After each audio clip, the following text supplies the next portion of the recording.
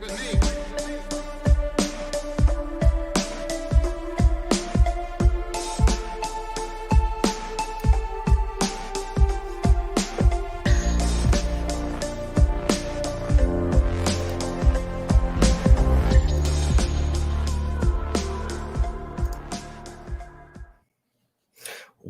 is going on, everybody?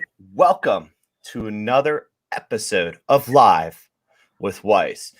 This is the place and the platform in which you get to share your stories, your passion, your experience in the work world, in your own personal life, and sharing it with others in the chance that you might be able to enhance someone's journey, the ability and potential to help someone build a new path into what they discover as success.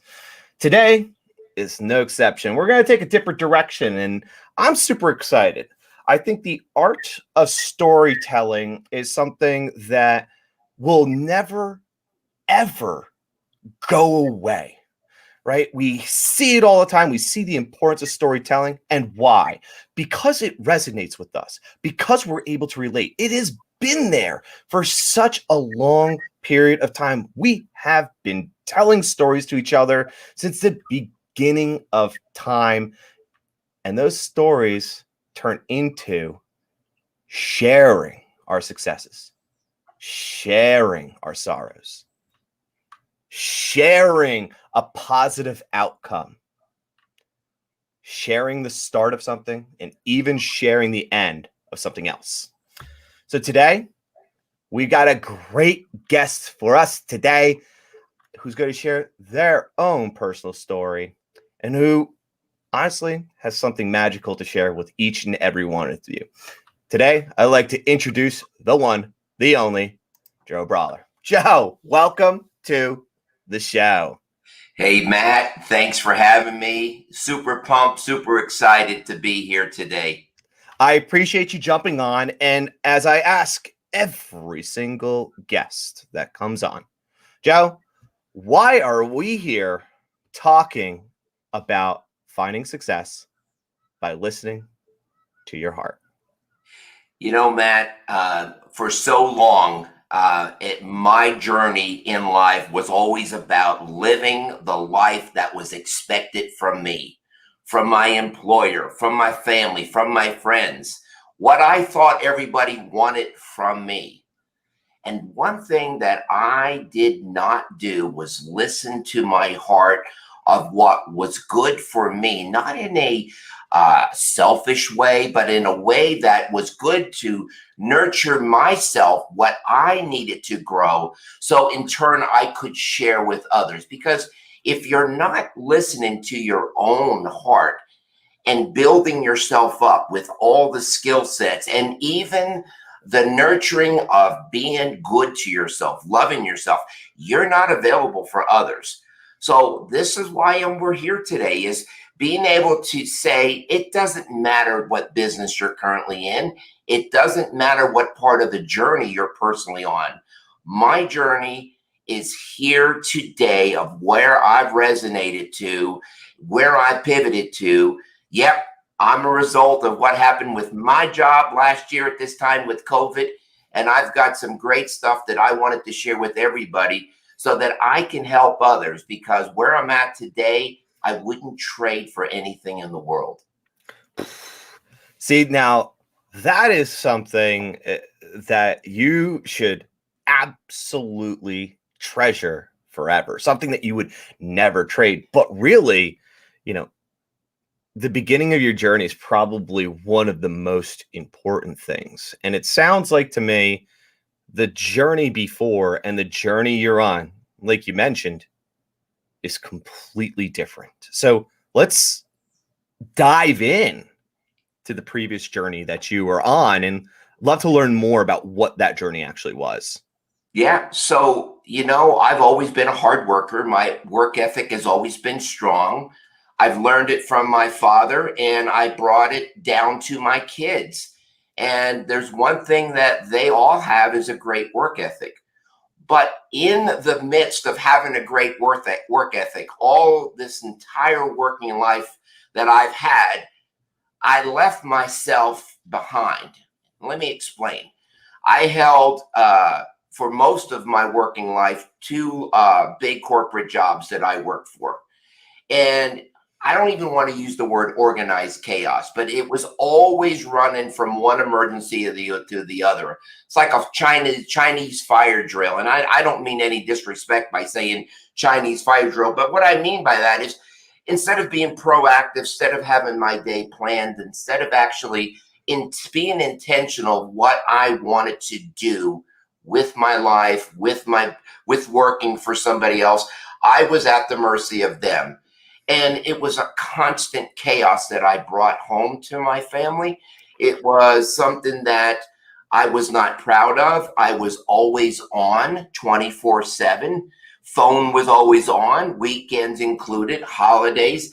And we can blame it and say, oh, but that's the car business. Yes, that's the path that I chose. I'm in the car business. However, there is a way that you can still be in the car business and still have a life that you can live to be a resource to others, but more importantly, to yourself, to God, to your family, and to your kids, and to your wife. And that's where I'm at today. It was crazy where I was not living in the moment. I was always thinking of, how do I get better? How do I get more? How do I get others that reported to me at my job to do more? Where was the end? And it was very exhausting. COVID hit. I got a phone call that I've been furloughed last April. 30 days later, I get that call that we've eliminated your job and merged your market in with another market. And there was just a host of emotions that you can imagine running through my mind.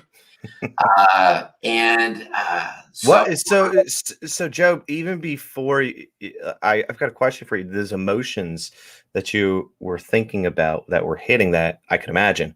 I could, but I'd love to learn your experience of what were those emotions that you felt when you hit that, when furlough ended and you weren't brought back. Well, first of all, it was shock. Shock and awe. It was disappointment. It was feeling of hopelessness. It was feeling of, wait a minute, I'm no longer relevant. I have just been handed off as thank you for your 6.5 years of service. And we got it from here. And it was anger. It was very, very disappointing because I was really proud of taking the market that was literally 6.5 years ago in last place out of 18 to being the number one market for the last 4 years. And it's like, what a payoff. And no longer need it. So yeah, a lot of anger. What did it take for it? I mean, you talk about this chaos and more importantly, I think people are starting to realize that there was a certain amount of success that you brought to your industry, that you brought to the business that you were working for. And so what was that? We're going to take a step back still. And what was that experience like? What was, walk us through what that routine, what the thoughts were as you're pushing yourself to be top of market, and what was that like? Yeah. So I've always, as I said before, Matt, I've always had a great work ethic. So no one could ever say Joe Brahler was a sloucher. I wasn't. I was not only a hard worker, but I encouraged and motivated others to pretty much clone, and I expected the same out of them. But there was a price that was paid with it. It was leaving. It's like saying you can't be masters to two things. I wasn't a master to anything but my job, but the businesses that I work for, the companies, and it left my family behind. It left my personal side behind. It left myself. And yeah, I'm sure there's people that would say, yeah, but Joe, there's a choice. Well, I tried to make that choice many times to to be good to myself and to be a great follower, mentor, motivator, and keep that work ethic, keep that wheel grinding, keep pushing. And you can't. There's a price to be paid. So whether I was on a weekend, whether it was a holiday, whether it was vacation, I never really was on vacation. I really wasn't in the pool swimming with the kids. I was thinking about what I was thinking about to get better. And it was exhausting. And it was, like I said, it was a price to pay. And I think what really hit home, Matt, was literally on February 11th of last year, my father passed away of stage 4 cancer. Battled with it for over 3 years. And what really hit home was he worked right up till age 81 and retired. And then it was just a year later, he found out he had cancer. And I was like, really? Is that all there is to life? Now, granted, Matt, he loved to work. And I think that was a start for me to realize that, wait a minute, my identity should not be my job. My job is what I do. It's not who I am. But it was a stage, it was a journey, a series of events that got me where I am today, where God is first, family is second, and anything else that falls in 3, 4, 5 on the list comes after. So first of all, I'm sorry to hear that about your father last year, and my condolences out to you, your family, and to everyone else that knew your father. And it sounds like he had an impact on your life in the way in which you drive yourself. But it's really interesting. You thought about it, and sometimes it takes an act of something that large to open your eyes just a little bit, right? Just a tad. Just like, whoa, you have to really think about this. You have to go on forward. But then all of a sudden that happens, and then you lose this immense career that you've had, this career that you've been extraordinarily successful at, gone in a flash. Right. And all of a sudden, the world seems to have has exploded in a way. And that's what I'm starting to hear more and more. So let's go back to that. All these emotions that you talked about, this disappointment, this anger, everything in between. What happened after like that furlough and all these emotions to hit? So naturally, Matt, the emotions were always clouding my judgment. There was anger, there was helplessness, there was hopelessness. And don't get me wrong, I've been very successful in my automotive career. It wasn't like I couldn't get a job somewhere else. But remember, there still today is that divide down the middle of COVID. Some people think, oh, it's politically motivated. There's no such thing as COVID. And then there's the people that say, hey, let's take precautions.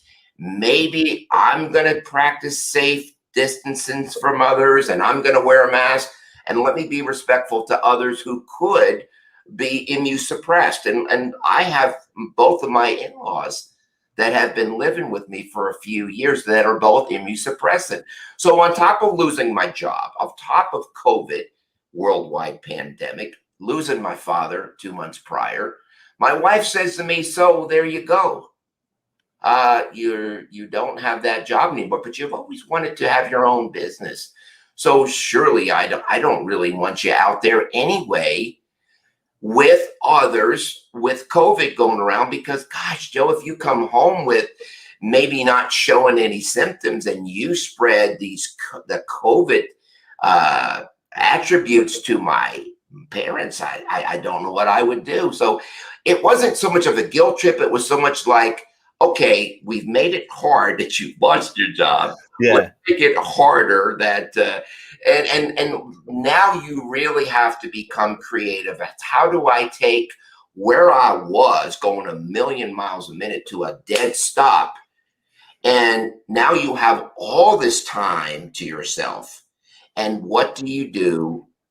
And not only business wise, find the right partners, find the right business. Then what do you do with those emotions? Do you still want to continue on that path that I was on? And the answer was no, no, and no. So where I'm at today is I'm intentional about the words that I speak around my family. My kids, I have two 9-year-old twin boys that say to me all the time, Daddy, why are you so aggressive? Now, they would say that not because I was aggressive if I was answering their question. Mm-hmm. It was frustration that carried with the job and anything else going on, and it was the way I responded.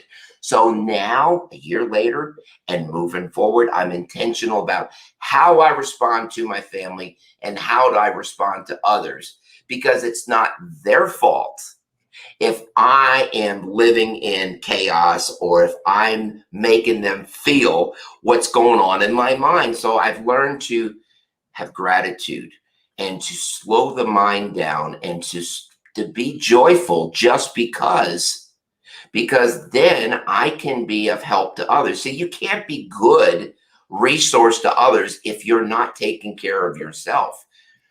So for so long, I was taking care of others and businesses and doing very well and leaving myself in the dust. So I'm very intentional first with my family. I spend quality time with them. I'm living in the moment.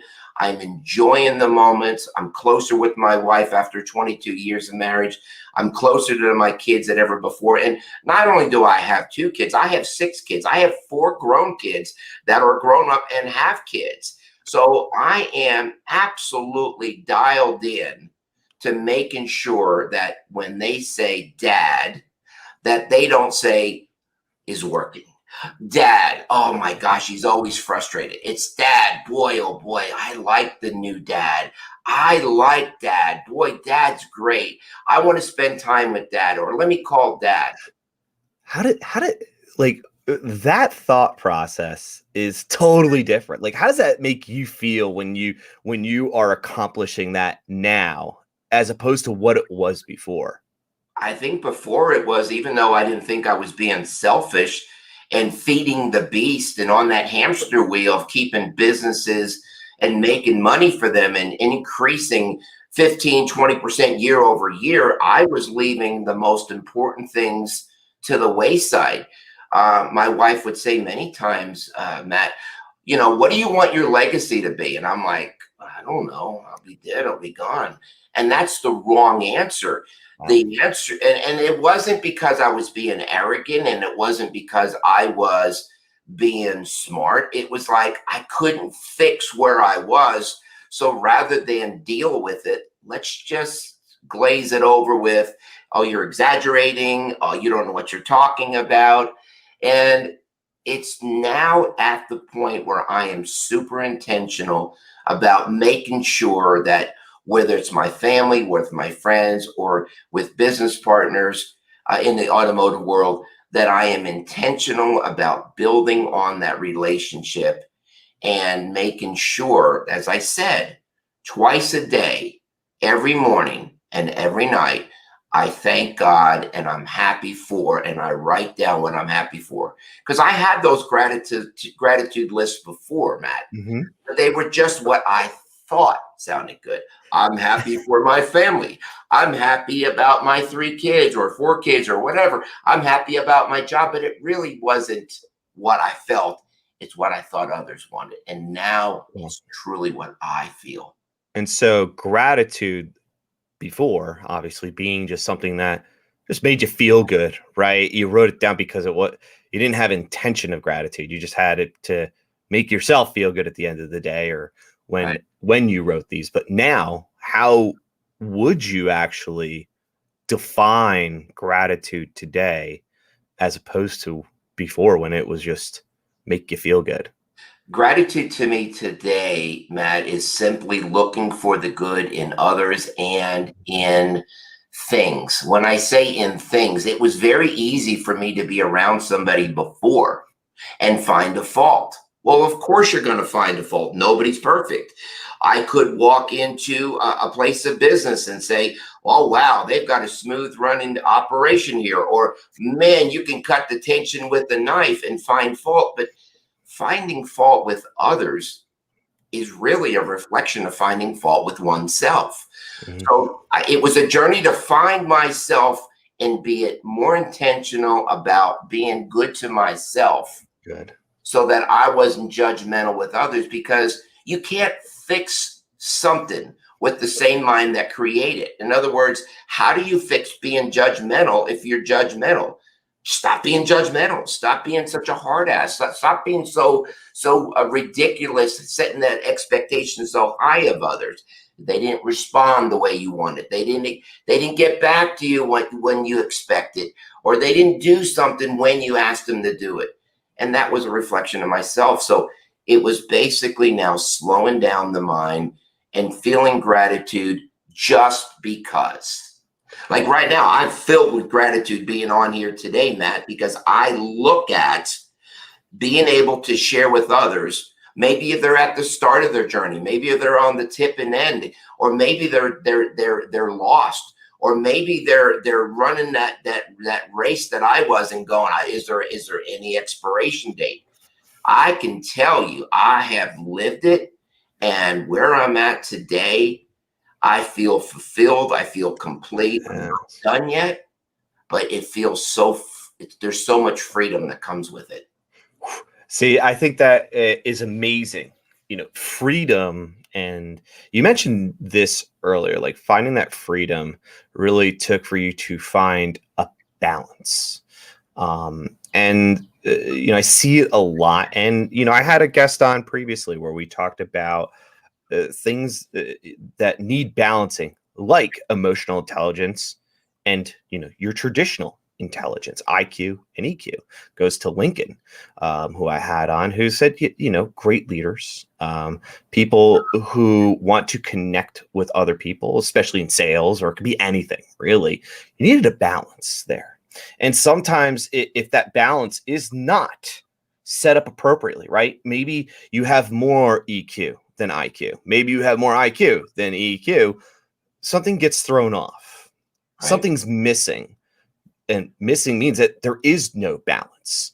And it's fun to hear and amazing to hear you say that you found this balance. What do you think it was that needed the most balancing on your end? Because obviously EQ, IQ is one thing, but this is your own personal experience. You had to sit there, relax, figure something out. What was that balance that you thought really needed to resonate with you? So when we talk about the IQ and EQ, I think what really set it off for me, which has been my DNA my whole life, is I would allow my emotions to be a slave and get sucked into that vortex. Somebody said something that didn't go well with me. Wasn't the answer I was expecting. Wasn't the way I expected them to answer. And I would ruminate over that. And it would really just twist me up. And my response to that either was directly inappropriate, or passive aggressive, which is even worse. Oof. So the point of it is number one, I had to get control of my emotions. That everybody's different. Not everybody is going to think like you. They're not all going to respond. They're not all going to agree. And yeah, we use loose terms like we agree to disagree, but are you really happy with that? And you have to be happy with that, because it's a journey, and that journey is maybe you don't close a deal on the first time you talk to somebody, or maybe someone doesn't see your point of view the first time. But that's what relationships are for. You get there, but you can't get there if you haven't gotten there yourself with what you were trying to accomplish. See, here we are in April 7th of 2021. We're a year after COVID came out, Yeah. second week of March. And I look back and I can say I'm a better person today, a year later, than I was last year, because my emotional intelligence, I have dialed in, and I have been very careful not to go ahead and let that become my slave, and just be cool, relax, and even keel, which takes a lot of work. It being even keeled definitely takes a lot of work, because I heard two things in there that are super important. You talked about expectations, and you talked about your drive, which is that passion, that emotional push that gets you somewhere. And it's so amazing to hear that your expectations were X, but you're always driving towards Y. It would be your drive. Yeah, no, it would be your drive being pushing and elevating your expectations, and it would always be going and going, and finding that even keel moment where you can have the drive. And listen, people that are watching this day, it's not saying get rid of your drive. It's not saying get rid of your expectations whatsoever. It's about finding a balance. Right. And more importantly, that balance that brings you that peace, tranquility, that balance that allows you to live the lifestyle that you want, Joe, right? You're living this, like, you lived a lifestyle that was fast. It was furious. I hope I don't get hit with some sort of copyright and mentioning some sort of title from a movie. But right, like, you had that rush lifestyle, but the sacrifices that went through it, and more importantly, like, these aren't sacrifices that you were okay with. I think that's even more important. People who drive and are passionate about their work and run that forward and run it through, some of them are okay with sacrificing stuff. Yeah. Because they love it. Right. But in your case, it took a significant event. It took a pandemic. It took that moment for you to be like, whoa, I'm not willing to sacrifice, my family. I'm not willing to sacrifice my time, my mental stability, who I am, right? Because that balance affects you differently than everybody else. But, some people may be in that same boat. And it's okay to dial things not necessarily back, but dial them in a way where it equals out. You don't want too much bass with your pitch, right? You need just the right amount of bass with a little bit of pitch, so that song sounds just perfect. But everybody has a different setting for their audio life, and your audio life sounds like you really began to balance that expectation and drive. Right? There's a lot of emotion there, and balancing it out allowed you to even keel, be cool. Yeah. And without any other drivers, right? Sometimes we think about, being even keel is like a hippie moment, and you need you need some other things to help you get through that. But really, what I'd love to learn is, what steps did you have to take to get there? Naturally, there was a series of events over the course of many, many weeks and months, but it really came down to the same thing that gets me there every day, and it's discernment. It's being quiet enough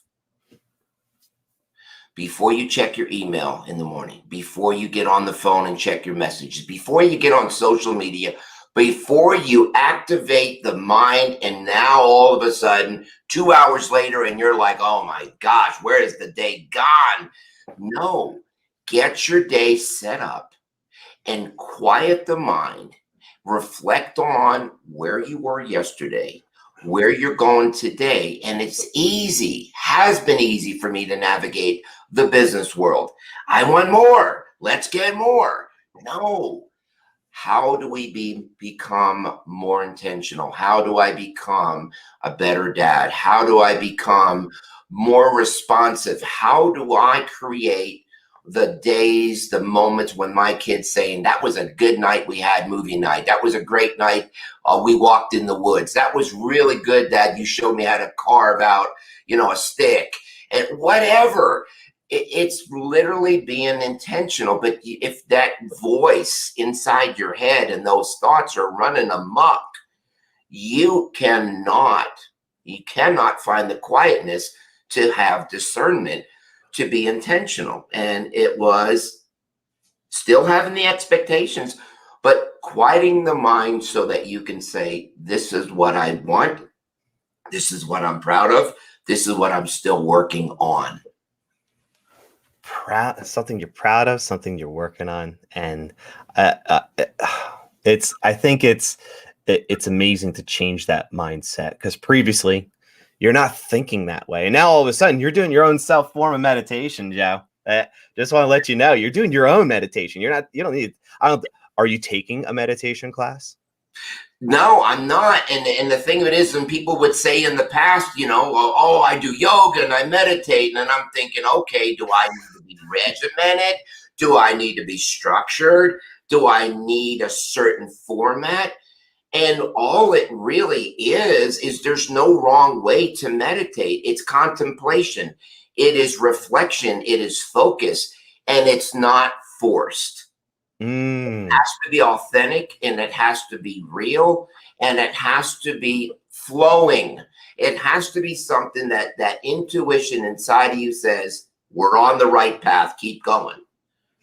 And when you do that, you can't be wrong, because you're being true to yourself. That I couldn't have put it any better. I mean, it's your own form of meditation. It is your own way of going about it. And I think, a lot of people that are watching this, should take the time in the morning, should take the time at night. I actually think to, clear your thoughts, clear your mind. I mean, have you ever had a night where you're thinking about everything all at once while you're in bed? Why didn't you take the time before that to actually cleanse your mind and move on to the next thing? Yeah. And you could do it your own way. You just got to space it out. Whatever works for you. There's no wrong way. What works for me may not work for you, but you can't let everything sit inside your head. You take it to bed with you. You take it into your dreams. You wake up in the morning with a panic of, oh, I need to do this, I need to do that. You never really did sleep well. Put it on paper. And if you don't get to it all, so what? Don't make every moment an emergency. And that's what I used to do. I would live from emergency to emergency. Even if there wasn't an emergency, I would create an emergency, because that's the way I was living my life, is now. No, not tomorrow. Now. Let's do it now. And when you try to do everything at once, my dad used to kid and say, oh, the lazy man's load. When he asked me to carry stuff up to the attic or down into the basement, I would try to get it all at one time. Well, that's the same with life. Yeah. Work it to the end. Work it to the end. Work it to the end with different things you're doing. Don't try to be all for everybody, and don't try to do it all. Things take time. Things take time to take hold. People say, oh, how do I get better? I mean, I don't want to recreate myself. That just doesn't work. You don't have to recreate yourself. You just have to become 1% better than the day before. And after a 30-day period, you're 30% up. What's wrong with that?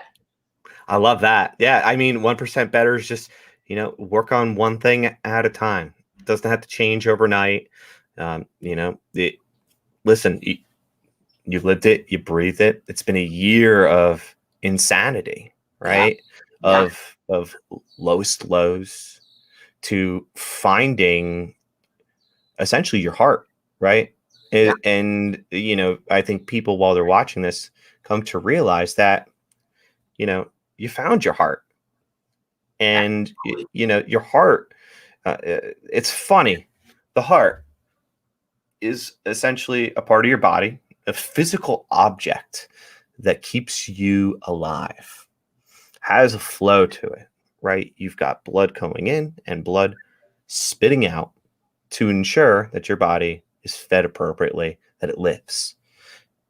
But it's funny because your heart is also an emotional thing, like almost like a conscience, something that you discover. And the heart is never really associated with a bad thing. And I think that's super important, and why we labeled this session called Finding Success by Listening to Your Heart is that your heart, Joe, You cared about people. It's not like you didn't in the past, right? But there was something that was missing. There was something that, although your care was there, your heart kept on saying something. It's so funny that the heart has a voice. It's like there's something that needs to change because we want you to be happy. Yeah. You keep on talking about gratitude, Mhm. and your definition of gratitude will be different than everybody else's. Yeah. I'll challenge anybody that watches this. Ask any one of your friends, 2 to 3, what's your definition of gratitude? You'll never get the same answer. But you talk about gratitude, Joe, and I just find it amazing that your gratitude equated to your happiness. And I think it's because you found something different in your heart and it spoke to you. Yeah. Yeah. It wasn't a job. It wasn't a car. It wasn't a house. It wasn't a new wife, God forbid, right? It was working on what I have already and appreciating to the point where I am so grateful, truly grateful, and not in a way where it was fake. Because before it was fake, it was like, oh, I feel good today. Okay, well, I felt good until I didn't feel good. And I'm up until I'm down, and I'm motivated until I'm not. No, it's a joy of knowing that I am at peace. Because if you can't be at peace with yourself, you're not going to be at peace with others. Everything is going to torque you up. I mean, think of it for a minute. It doesn't matter where you go at rush hour traffic somewhere and tell me that doesn't torque you up. But yet there's some people that are okay and they get through it. I would allow everything to get to me, and it carried over and spilled over into my relationships. Right. And that's just not healthy, and it's not good. And it was a wake up call that allowed me to get where I'm at today, because I can work anywhere, do anything. And basically, I'm doing what I've always wanted to do. I'm working for myself, but I'm not working by myself. I've partnered with automotive dealerships across the United States and Canada, and I'm still helping them make more money. But I love what I do. There's no such thing as waking up and going, oh my gosh, it's Monday. Right? Yeah. It's no longer like that. It's wonderful. That's incredible. A lot of people cannot really say that about, their life. And more importantly, you love your job. You've reconnected with your family. You've reconnected with yourself. Yeah. Like this journey, Joe, that you shared is extraordinary. And just to kind of give everyone a taste, if you're coming in a little bit late, Joe had this successful career and it had been living the life that, a lot of you who are maybe just starting jobs, you're trying to push this boundary line, right? You're trying to go to the next level and the next level and the next level. Joe's been there. He's done it. And sometimes you got to take a step back, because now what ended up happening then was not the reflection that he wanted to be of himself. Joe, you loved what you did, but you're blind to it. And it's so cool that you realized that blindness was there and you expressed that. And, it took a series of events to break it down, go back into it. And then all of a sudden now, Joe owns his own business, stronger connection with himself, stronger, super strong connection with your family, which I love. I think that's really cool. They want you. They're in the moment, right? Not passively in the moment. And I think that's so amazing. And I guess the only question I have for you is what comes next? It's been a year, almost exactly a year. It's just been a little past, right? A little past a year. What comes next for you, Joe? So what comes next? I don't know. I'm not stressing over it. Yes. That's the thing about it is what happens is going to happen. And if it's not If it doesn't resonate with my thoughts and my heart, I'm going to push it away. But if it lines up and it doesn't dilute what I've already built, then let's bring it on. Let's go. And that's with people, places, things, services, products. It doesn't matter as long as it doesn't deviate and dig in and take away what I've already built, because I'm very proud of what I built. And it's not like, oh, here comes the house of cards coming down. It's got a super solid foundation because I'm the one that's feeding it daily. So nobody's going to take that away from me. No one's going to steal my joy. And more importantly, I'm not going to steal my joy. See, a lot of times we talk about, oh, yeah, well, everybody's got different gifts. And sometimes we get into that imposter syndrome. And sometimes we get into comparing ourselves with others. Listen, Matt, there's people that are better than me doing this, and they're not as good doing that. And that's okay. Everybody's got a different journey. Everybody's got different gifts. So what's next? Keep building on what I want to keep getting better and keep working on those things that still aren't where I want it, and collaborating and partnering and mentorship with people that will feed what I want. And that's surrounding people that are like-minded. I don't want to be around people that are going to take away from what I've built. I want to surround myself with people that are my cheerleaders, and not in a fake way, not in a motivated way, but in a true relationship way, meaningful relationships. That's what's next. I'm almost speechless. That's absolutely the mindset that I can truly appreciate on my end. You have no idea what my appreciation towards you on your outlook on that. And I think what's really interesting is that not only you're not going to allow people to take other people to take away your joy, but you're not going to self-sabotage There you go. your own joy.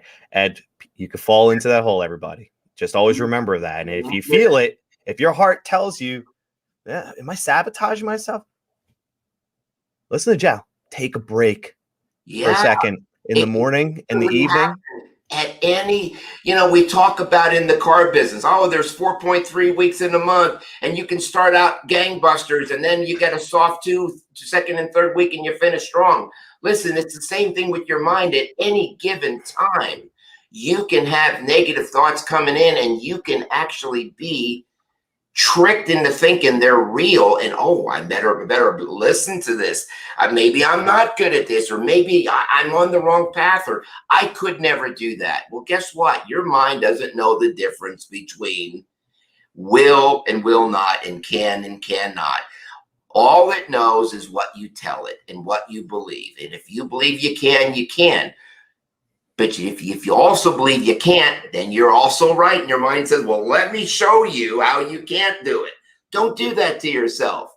You don't need to go down that rehearsal, that dress rehearsal. Just stay focused on your prize. And what's my prize? More peace, more intentionalness, more quiet moments, more intention of how I respond to myself and to others. And if you do that, you create this, I want to be around this person. I want to talk with this person, rather than, oh my gosh, I was only around this person 5 minutes. He's got me all jittery. He's got me all in panic mode, or he's negative. And sometimes words don't even have to be spoken to feel that. It's body language. It's what's going through somebody's mind. My wife would easily say to me over a year ago, oh my gosh, you must be thinking of something that's really got you twisted up, because I'm a nervous wreck and you haven't even told me what you're thinking about. Well, that's pretty sad. So I don't do that anymore. I am stopping myself in the tracks to make sure that I stay true to my heart. All right. So, Joe, this has been an absolute honor having you on the show. I think your story is incredible. I think your journey of success to the pains, to self-realization, to your new success, right? Success is in, the eye of the beholder, I guess. I guess that's the term that would be used. I think what's important for the audience to know as we come to a conclusion in this story is really the biggest takeaways from you, as there are going to be people that are going to have a similar journey or are experiencing a similar journey. If you don't mind, I'd love for you to just kind of give them one more time what you can do, the audience, from a Joe perspective, to take control of that situation and turn it into a success by finding their heart. Yeah.